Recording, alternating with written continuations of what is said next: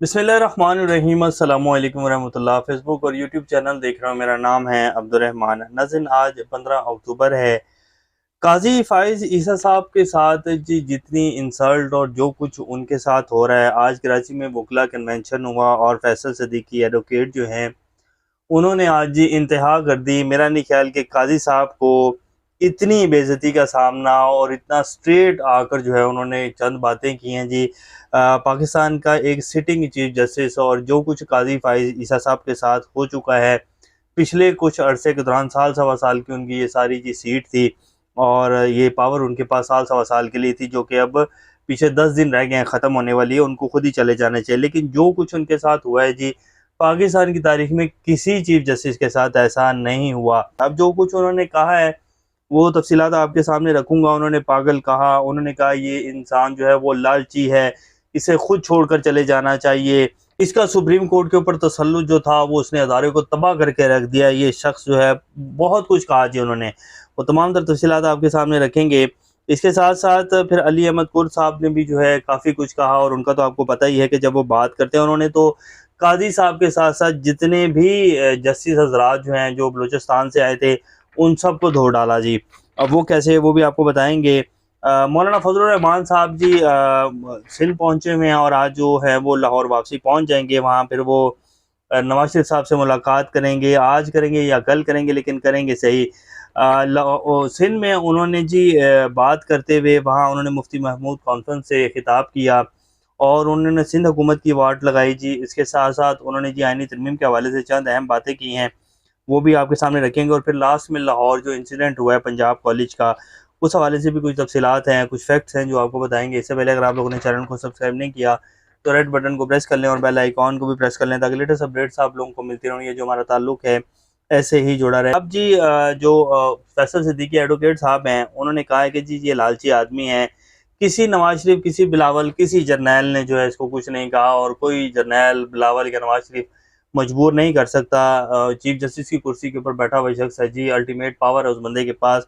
उसको कोई भी बंदा जो है मजबूर नहीं कर सकता, ब्लैकमेल नहीं कर सकता। हाँ, उसको कह सकता है कि जी अगर आप ऐसे कर देंगे तो आपकी मेहरबानी है, अगर आप हमारे साथ चलेंगे तो निज़ाम सही चलता रहेगा, हम आपको जो है आगे जाकर नवाजेंगे और ये कर देंगे वो कर देंगे, ये इल्तिजा की जा सकती है। ये नहीं कहा जा सकता कि तेरी ऐसी की तैसी, तू ये करेगा ही करेगा, नहीं तो मैं तुझे देख लूंगा। ऐसा नहीं हो सकता। वो चीफ जस्टिस ऑफ पाकिस्तान है, वो चाहते तो अपने साथ तमाम जजेस को बिठा लेते और देखते कि जी किस में, किस जर्नैल में या किस में वज़ीर आज़म में हिम्मत है कि मुझे तड़ी लगा दे। तो ऐसा नहीं हो सकता। तो उन्होंने कहा कि ये सब कुछ जो है ये काजी साहब ने खुद किया है, सुप्रीम कोर्ट की तबाही के और इस पूरे जो इनका क्या साल सवा साल का पीरियड था, जो कुछ इनके साथ हुआ है, जितनी जिल्लत का इनको सामना है, ये सब कुछ इनका अपना किया धरा है। ये एक पागल शख्स है। और उन्होंने ये कहा जी, मैं अपने अल्फाज नहीं है मेरे, ये फैसल सिद्दीकी एडवोकेट साहब के सारे अल्फाज हैं। उन्होंने कहा कि जी ये एक पागल आदमी है और ये जो है अब इसके पास सिर्फ एक ही चांस है कि अगर ये चाहता है कि अब ये चले जाए और ये मामला ख़त्म हो जाए और जो कुछ इसके साथ हो रहा है ये पीछे हट जाए लोग।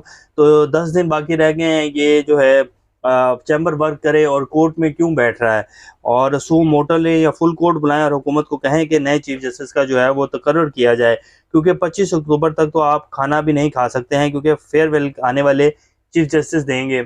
जो आने वाले चीफ जस्टिस होते हैं वो फेयरवेल देते हैं जी। तो जब तक उनका नोटिफिकेशन नहीं होगा तो फिर वो फेयरवेल कैसे देंगे। तो उन्होंने क्या और फिर उन्होंने कहा कि जी इस तरमीम के ऊपर भी सू मोटो लें। 26वीं आईनी तरमीम में जो भी कुछ है इन तमाम पर बात हो सकती है, मगर जिस पर कोई बात नहीं हो सकती वो है काजी फाइज ईसा, और काजी फाइज ईसा मस्ट गो। और इसके बाद इसे कोई नौकरी और जुडिशल पोस्ट नहीं मिलेगी। बदकिस्मती से कुछ और जजेस भी सियासी लीडरों को कह रहे हैं कि हम हाजिर हैं, और जो जजेस मंसूर अली शाह को बाईपास करके सीवी भेज रहे हैं चीफ जस्टिस बनने के लिए, उनसे गुजारिश है कि अपनी बारी का इंतज़ार करें। और फिर उन्होंने कहा कि ये सब कुछ जो तबाही और ये एक पागल शख्स है। इसने कहा कि अगर मैं नहीं तो फिर सुप्रीम कोर्ट भी नहीं। तो ऐसा नहीं है, हम लोग जितनी इनकी इज़्ज़त करते थे, इन्होंने अपने हाथ से जो है अपनी इज़्ज़त का जो है वो जनाजा निकाला है। और ये और वो बड़ी जी उन्होंने एक ठीक ठाक, और मैं कहता हूँ काजी फाइज ईसा के ऊपर आज तक इतनी तनकीद और इतनी जो है उन्हें ज़िल्लत का सामना नहीं होगा। वैसे तो वो डोनट वाली वीडियो भी बहुत जी वायरल हुई थी और लड़के ने इस फ्रंट फेस के ऊपर इनके कह दिया था कि जी आपको मैं अब वो अल्फाज क्या दोबारा दोहराऊँ, और वो भी कम नहीं था जो इनके साथ हुआ था। और अब आज जो है दोबारा वकला हज़रात जो हैं उन्होंने इनकी जो इज़्ज़त है उसको उतार कर जो है हाथ में पकड़ा दिया है। अली अहमद कुर साहब कहते हैं कि बलूचिस्तान से जो भी जज गया, काजी फ़ाइज़ ईसा हो, इफ्तिखार चौधरी हो, जमाल खान मंदोखेल हो, नईम अख्तर अफ़गान हो, इनमें से कोई भी जज कहलाने के काबिल नहीं। उन्होंने तो जी दरिया को कूज़े में बंद कर दिया। अली अहमद कुर साहब जो हैं वो कहते हैं कि जिनमें से कोई भी जो बंदा है वो जज कहलाने के काबिल ही नहीं है। वफाकी हुकूमत ने जी 18 अक्टूबर को जो है वो इजलास बुला लिया कौमी असम्बली का और सेनेट का। शंघाई ताउन तंजीम का इजलास जैसे ख़त्म होगा तो साथ ही 18 अक्टूबर को जो है कौमी असम्बली का इजलास बुला लिया है और आइनी तरमीम जो है उसमें पेश की जाएगी। अब आ जाते हैं जी मौलाना फजलुर रहमान साहब के ऊपर। कल से जो है ये खबरें चलेंगी जी इत्तफाक़ी राय हो गया है, मौलाना साहब मान गए हैं, बिलावल साहब भी बड़े गर्म हुए कि जी हम आइनी तरमीम करके दिखाएंगे। आज बिलावल साहब भी जो है वो ठुस हुए हैं। मौलाना साहब ने कहा कि हुकूमती मसौदे पर आइनी तरमीम तबाही का बाइस बनती है, अगर आइन में कोई ख़यानत करेगा तो हम मैदान में आएंगे। ये बड़ा अहम पैगाम और बड़ा अहम फ़िक्र है मौलाना साहब का। उन्होंने कहा कि अगर ये आइनी तरमीम पेश की जाती है और इसमें आइन में ख़यानत की जाती है, जिस तरह ये हुकूमती आइनी तरमीम जो कि एक काले कपड़े में सामने आई थी जिससे हमने इनकार किया, अगर ये आइनी तरमीम की जाती है और इससे आइन में ख़यानत होगी तो फिर हम मैदान में आएंगे। ये सब उन लोगों के लिए पैगाम है जो ये सोच रहे हैं कि आइनी तरमीम करवा ली जाए, वरना हमारा जो है वो हाल बहुत बुरा होगा। अगर हुकूमती मसौदे पर तरमीम हो जाती तो वो अदलिया, फ़ौज और अवाम की तबाही का बाइस बनती, इसलिए इसे मुस्तरद कर दिया। हमने एस्टेब्लिशमेंट को कहा कि आप धांधली करवाते हैं क्योंकि धांधली की महारत जो आपके पास है वो किसी के पास नहीं। तो एस्टेब्लिशमेंट कहते हैं कि जी हम धांधली नहीं करवाते, आप हमारा नाम मत लें। तो मौलाना साहब ने कहा कि जी आप नहीं करवाते तो और तो कोई करवा ही नहीं सकता। मौजूदा कठपुतली असम्बलियों का मकसद सिर्फ एक है कि वो इससे अपने मतलब का काम लें, लेकिन हम ये होने नहीं देंगे। उन्होंने कहा कि आज वफाक में एक ऐसी हुकूमत है जिसकी अपनी कोई अक्सरियत नहीं है। एक अक़लियत मुल्क पर पीपी के सहारे हुकूमत कर रही है। ये सारे हमारा वोट चुरा कर हुकूमत कर रहे हैं। फिर उन्होंने सिंध हुकूमत के लत्ते लिए जी और उन्होंने कहा कि बिलावल साहब की जो हुकूमत है इनको मैं डूब मरने का मशवरा देता हूँ। ये सीधे-सीधे अल्फाज में उन्होंने कहा। उन्होंने कहा कि पूरी सिंध हुकूमत से कच्चे के चंद डाकू जो है वो नहीं सँभाले जाते जी। उन्होंने नत्थ डाली हुई है पूरी सिंध हुकूमत को और पुलिस को, तो क्या कारकर्दगी है इस हुकूमत की। और बात भी ठीक है कि इतने से कच्चे के डाकू हैं जी, चंद 100 लोग होंगे और पूरी सूबे की जो है मशीनरी है, पूरी सूबे की ताकत है, वो कच्चे के डाकू नहीं सँभाले जा रहे हैं।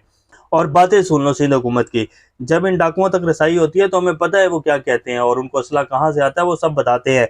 तो मौलाना साहब का कहने का मकसद था कि ये जो कच्चे के डाकू हैं ना जी, ये इन्हीं वडेरों के, ये एमएनए एमपीए हजरात की ईमा के ऊपर चल रहे हैं, वरना इनकी क्या मजाल है जी कि सिंध के में जो है कच्चे के डाकू बैठे और सिंध हुकूमत जो है वो कुछ कर ना रही हो। बेसिकली सिंध में जो वोट डलता है ना, जितना अंदरूनी सिंध है और गाँव का जो एरिया है, उस सब में ये कच्चे के डाकुओं की ईमा के ऊपर ही जो है पीपल्स पार्टी को वोट डलता है। अगर ये सारा नेटवर्क ख़त्म हो जाए तो पीपल्स पार्टी की क्या अहमियत है और क्या वक़्त रह गई है जी। पीपल्स पार्टी को तो जो है वो 15 सीटें नहीं निकाल सकती। पीपल्स पार्टी की जो सियासत ज़रदारी साहब जहाँ ले आए पीपल्स पार्टी को। बहरहाल मौलाना साहब ने बिल्कुल क्लियर कर दिया है कि जी आइनी तरमीम हमारे उसके तहत होगी जो हमने मसवदा दिया है, तो फिर हम वोट डालेंगे जो कि आइन और कानून के मुताबिक है, जो कि पाकिस्तानी अवाम के हक़ में भी है, तमाम अदारों के हक़ में भी है, तो हम वोट डालेंगे, वरना फिर हम मैदान में आएँगे अगर कोई आइनी तरमीम करेगा। और अगर आप इमेजिन करें जी कि फ़र्ज़ करें ये तरमीम 18 अक्टूबर या 19 अक्टूबर को हो जाती है, नंबर पूरे कर लिए जाते हैं या दबड़ गुज़रनी के साथ कह दिया जाता है कि जी नंबर पूरे हो गए हैं, वोट डल गए हैं। यहाँ कुछ भी हो सकता है, 17 सीटों की हुकूमत बन जाती है। तो उसके बाद फिर मौलाना साहब मैदान में होंगे, पीटीआई मैदान में होगी, दूसरी तरफ वुकला जो बार्स हैं और वुकला तहरीक जो है वो शुरू होगी, तो फिर क्या बनेगा? मुल्क जो है वो किस तरफ जाएगा? तो मेरा ख्याल है जो सोचने वाले हैं, जो फैसले लेने वाले हैं ना, वो सब लोग जो हैं वो ये देख रहे हैं। तो ये आइनी तरमीम होगी नहीं, और अगर कोई ये करना चाहता है तो वो फिर करके भी देख ले जी, वो करके भी जो है सवाद ले ले, तो उसको पता लग जाएगा। तो अब आ जाते हैं कि जी लाहौर वाक़या, एसपी शहर बानो साहिबा जी जिनको मरियम नवाज़ साहिबा ने बड़ा जो है वो किया था और उन्होंने काम भी खैर अच्छा किया था। वो जो एक खातून थी जिन्होंने वो एक अरेबिक वर्ड में जो है कोई शर्ट पहनी हुई थी तो उसको बचाया था उन्होंने हजूम से, वो एक अच्छा इक़दाम था उनका। लेकिन अब उन्होंने रात को जी जो लाहौर में वाक़या हुआ है पंजाब कॉलेज में, उस फैमिली के जो उस लड़की बच्ची के वालिद थे उनके मुँह के ऊपर उन्होंने नमाज़ पहना हुआ था, उनको बुलाया और बताया उन्होंने कि जी हमारी बच्ची जो है वो सीढ़ियों से गिरी है। अब अगर कोई बच्ची सीढ़ियों से गिरी है तो जी वो खुदा अगर बयान दे दे, वो कौन सा कोई उसको इतनी चोटें लगी होंगी, और पता भी लग जाएगा कि बच्ची जो है वो सीढ़ियों से गिरी। और जो वीडियो एक चल रही है मीडिया के ऊपर, पंजाब कॉलेज की एक बच्ची है और जो उसकी हालत है, आप सब लोगों ने शायद वो वीडियो देख ली होगी, जितनी वो वीडियो वायरल है। तो उस बच्ची के कहीं भी जो है वो चोट का निशान नहीं है। सीढ़ियों से गिरा हुआ बंदा और उसके चोट लग जाए और उसकी हालत डिफरेंट होती है। पर उनकी जो फैमिली है जी, उनको प्रेशराइज किया जा रहा है, ये जो भी किया जा रहा है। उनके वालिद ने कह दिया कि जो उनको चोट लगी है, कोई ऐसा वाकया नहीं हुआ है। और जो ग्राउंड के ऊपर सिचुएशन है, जो फैक्ट्स हैं, जो बच्चे हैं, जो बच्चियां हैं, जो उसकी क्लास फेलोज हैं, जो उस पूरे बिल्डिंग में जो कुछ हुआ है, वो अलग ही सीन बता रहा है जी। और आज भी इस टाइम जो है लाहौर में एक ज़बरदस्त किस्म का एहतजाज जो है वो स्टूडेंट्स की तरफ से चल रहा है। तो ये हुकूमत है जी। और मरियम नवाज साहिबा को तब तो जो है वो कानून की हुक्मरानी और इज़्ज़त जो है वो औरतों की इज़्ज़त बड़ी याद आ रही थी, जब लाहौर मोटरवे वाक़या हुआ था। और जो है मरियम नवाज साहिबा ने ठीक थोड़ी देर के बाद ही जो है वो ट्वीट दाग दिया था और कह रही थी कि जी ये हुकूमत कहाँ सो रही है, औरतों की इज़्ज़त का ख्याल ही नहीं है। अब 24 घंटे गुजरने के बाद जो है मरियम नवाज साहिबा ने नोटिस लिया है, क्योंकि सारा मामला जो है उसको सेटअप कर लिया गया है। तो अब जो है मरियम नवाज साहिबा नोटिस ले रही हैं। बहरहाल इस पूरे वाक़े को दबाया जा रहा है और जो हुकूमत मौक़िफ़ दे रही है, ऐसा कुछ भी नहीं है, सब झूठ है। ओरिजिनल जो है वो जिस तरह स्टूडेंट्स कह रहे हैं, जो उस टाइम वहाँ मौजूद थे जब उस बच्ची को ले जाया गया, वो सारी सूरत-ए-हाल बिल्कुल ठीक बता रहे हैं। लेकिन हुकूमत और ये पूरा जो एक पंजाब कॉलेज का नेटवर्क है, जो इंतज़ामिया है, वो इस सारे मामले को कवर करना जा रही है, क्योंकि अरबों रुपए का बिज़नेस है जी, उसको एक बहुत बड़ा धचका लगेगा। तो पैसे के लिए जो है वो यहाँ सब कुछ होता है पाकिस्तान में। तो ये भी कुछ सूरत-ए-हाल अभी तक के लिए इतने। अपना ख्याल रखिएगा। अल्लाह हाफ़िज़।